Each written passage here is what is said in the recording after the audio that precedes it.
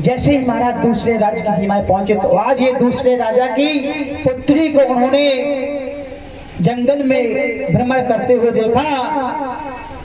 आज महाराज उत्तानपाद राजा उस गौरी चमड़ी पर इतना आकर्षित हो गए, महाराज इतना आकर्षित हो गए कि आज महाराज उत्तानपाद ने उसी कन्या से महाराज गंधर्व विधि से विवाह कर लिया।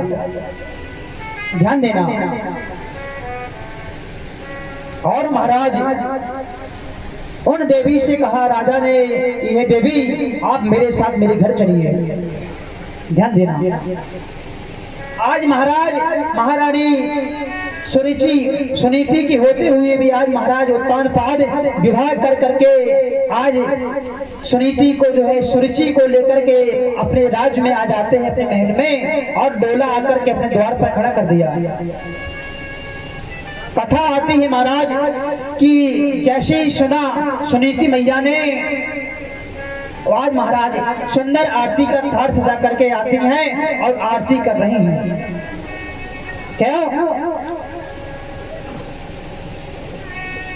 जरा ध्यान देना। एक पत्नी अपने पति की दूसरी शादी होकर के वो आई और क्या उसकी वो आरती करेगी? है? आज अगर होती ना तो पहले कथा बाद में पहले महाभारत होता है। ध्यान देना। ये कोई बर्दाश्त नहीं कर सकता। कितनी हमारी महान सुनीति मैया ये तुरंत ही आरती का थार सजाया और सुरुचि की आज आरती उतारती है। जैसे सुरुचि ने देखा कि आज बोला कि महाराज ये कौन है? कहा, देवी ये आपकी बड़ी बहन सुनीति है। बोले, क्या आप पहले से शादीशुदा हो? बोले, हाँ। बोले, जब आप शादीशुदा थे तो मुझसे शादी क्या किया? बोले, अब तो महाराज या ये रहेगी या मैं रहूंगी। मना कर दिया।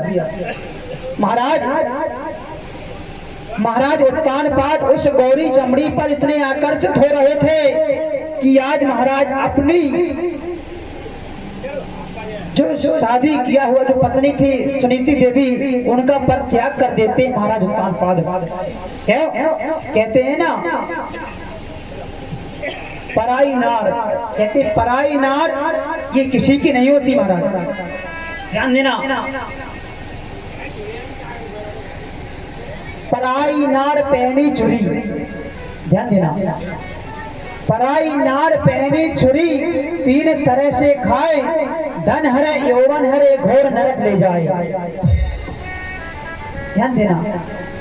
देखो, पराई स्त्री पराया धन ये आपको कभी भी आपको खतरे में डाल सकते हैं। ध्यान देना। ये शास्त्र कहते हैं महाराज कि दूसरी की स्त्री को जो है पराई स्त्री को छुआ था रावण ने, क्या हाल हुआ था उसका?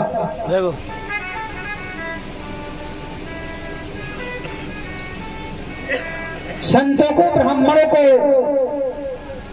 जो कष्ट देते हैं ना वो कभी सुखी नहीं रहते महाराज। कि साधु सताए तीन हानि, साधुओं को संतों को ब्राह्मणों को जो कष्ट देता है, साधु सताए तीन हानि, अर्थ धर्म और वंश। साधुओं को संतों को ब्राह्मणों को जो कष्ट देते हैं ना उनको तीन प्रकार के कष्ट होते हैं, अर्थ धर्म और वंश। साधु सताए तीन हानि, अर्थ धर्म और वंश, ना माने तो देख लो रावण को कंस। ध्यान देना। रावण कितना कष्ट देता था महाराज संतों को ब्राह्मणों को। आज महाराज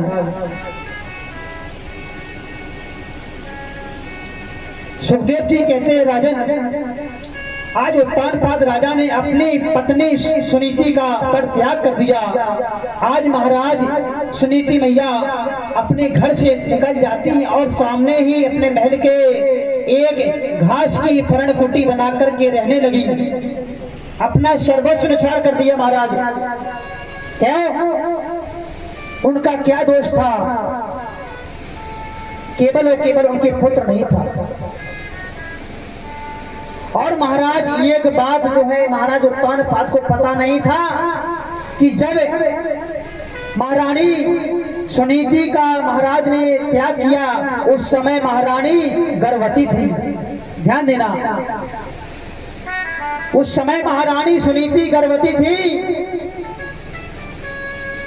ये केवल और केवल महारानी को पता था, लेकिन अपना सर्वस्व न्यौछावर करके चल दी। क्यों? आज महाराज सुनीति निकल जाती ही महाराज, समय आते महाराज आज सुनीति मैया ने एक सुंदर पुत्र को जन्म दिया। कथा आती महाराज, और आज यहाँ पर महल में सुरुचि और उत्तानपाद राजा रह रहे हैं। और समय आया, आज महाराज सुनीति मैया ने सुंदर पुत्र को जन्म दिया। अब महाराज दिनों दिन वह पुत्र बढ़ने लगा। देखा और ठान लिया मन में आज सुनीति मैया ने कि आज मैं वचन लेती हूँ कि अपने पुत्र को इतना विद्वान बनाऊंगी, इतना सत्संगी बनाऊंगी कि मैं अपने पुत्र के नाम से जाने जाऊंगा। महारानी सुनीति जो है आज से दिन प्रतिदिन सत्संग में संतों के पास जाती हैं और साथ में अपने नन्हे से बालक ध्रुव को ले जाती हैं। ध्यान देना, कथा आती है एक दिन महाराज सुनीति मैया जब सत्संग से वापसी घर लौट रही थी तो महाराज संतों ने कहा, बेटी जरा तुम ठहर, मुझे तुमसे थोड़ा काम है। सुनीति मैया बोली, महाराज आदेश करो, क्या बात है? तो संतों ने कहा, बेटी मैं देखता हूँ तू बराबर सत्संग में आती है और तेरे साथ ये नन्हा बालक ये भी आता है। आज मैं तेरे से बड़ा प्रसन्न हूँ, आज तुम मुझसे कुछ वरदान मांगो, मैं आज कुछ देना चाहता हूँ। तब महाराज सुनीति ने कहा, प्रभु मुझे क्या चाहिए? मेरे पास सब तो है, सब कुछ मेरे पास, मुझे क्या चाहिए? बोले नहीं बेटी आज तुम मांगो, आज मैं तुम्हें कुछ देना चाहता हूँ। तब महाराज सुनीति मैया ने कहा, प्रभु अगर आप मुझे कुछ देना चाहते हो ना तो केवल और केवल एक बार दे दो। बोले क्या बताओ? बोले मेरी छोटी बहन सुरुचि के शादी के आज 10 साल हो गए हैं महाराज, उसके कोई पुत्र नहीं है। आप अगर कृपा कर दें तो महाराज उस पे एक सुंदर पुत्र हो जाएगा। बताए महाराज आज की कोई माता होगी कि अपनी सौत के लिए महाराज पुत्र की कामना कर रही है।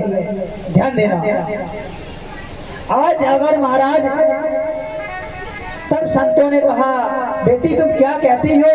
उसकी वजह से जब तुम घर से निकली हो उसी ने आपको घर से निकलवाया है और आप उसकी पुत्र की कामना करती हो। आज महाराज सुनीति मैया कहती है, महाराज कोई खुशी को दुख नहीं देता, महाराज कोई खुशी को सुख नहीं देता है, केवल और केवल सभी जो है अपने अपने कर्म का फल भोगते हैं।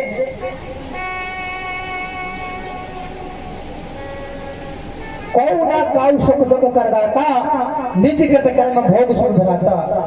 लिखे मानस जी पहले, गोस्वामी जी पहले मानस में लिखे हैं। आज महाराज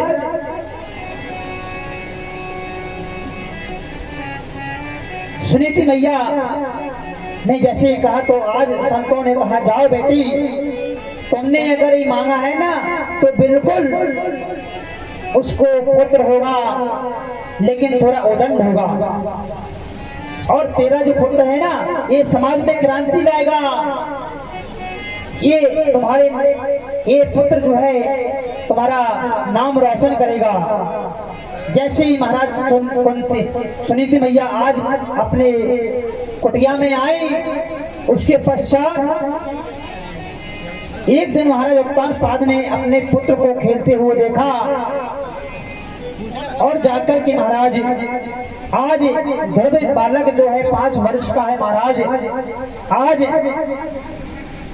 खेलते खेलते महाराज दरबार में आ गया और महाराज ने आज उसको अपने गोद में बैठा लिया उत्तानपाद राजा ने।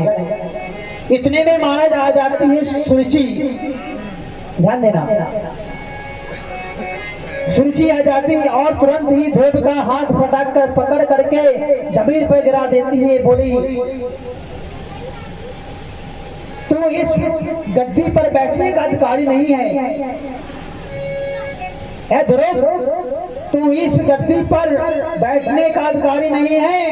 अगर तुझे इस गद्दी पर बैठने की आकांक्षा है ना तो जाकर के वन में जा और भगवान की तपस्या कर। जब भगवान आएंगे ना उनसे वरदान मांगना कि भगवान मुझे वरदान दो, मैं सुरुचि मैया के गर्भ से जन्म लेकर के आओ, तब आकर के सिंहासन पर बैठना। क्यों?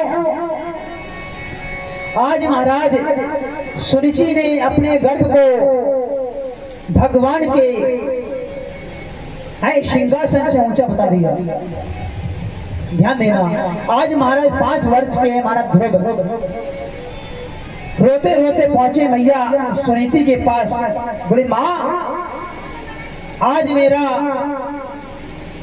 माँ ने मेरा अपमान किया है, राज दरबार में मेरा अपमान किया, मैं इसका बदला उसे जरूर दूंगा। तो सुनीति मैया ने कहा देखो बेटा, कभी किसी की बुरे करने की आकांक्षा मत रखो। ध्यान देना, कहते हैं ना कि बुरा आदमी करता अपने लिए करता है महाराज। अगर हम किसी के लिए गड्ढा खोदते हैं ना तो सबसे पहले कोई उसमें गिरता है। ध्यान देना कि जाको राके साइया मार सके ना कोई, बार न बाका कर सके जो लंबेरी होए। पांडवों को मारने के लिए कौरवों ने कितना षड्यंत्र रचा था। ध्यान देना, लेकिन मेरा गोविंद इसका रखवाला है, उसकी कौन क्या बिगाड़ सकता। आज महाराज सुनीति मैया सुंदर उपदेश देकर के आज महाराज ध्रुव को उपदेश देती हैं, बेटा अगर तुम वन में कर जाते तो अभी चले जाओ, अभी जाते तो अभी चले जाओ, मैं रोकूंगी नहीं तुम्हें। और मैया वो सुरुचि मैया आपकी दुश्मन नहीं, शत्रु नहीं, आपका वो मित्र है। क्यों? क्योंकि तुम अपने पिता की गोद में बैठने वाले थे और उसने आपको साधन बता दिया, पिता के परम पिता की गोद में बैठने का साधन बता दिया। बता वो आपकी मित्र है या शत्रु। बस उसी समय महाराज ध्रुव बालक जो है आज 5 वर्ष के हैं और चल देते भगवान की प्राप्ति करने के लिए वन की ओर। ध्यान देना, अब महाराज कहते हैं गुरु के बिना ज्ञान कहां से आवे। यही नहीं महाराज लिखा है मानस में, गुरु बिन भवे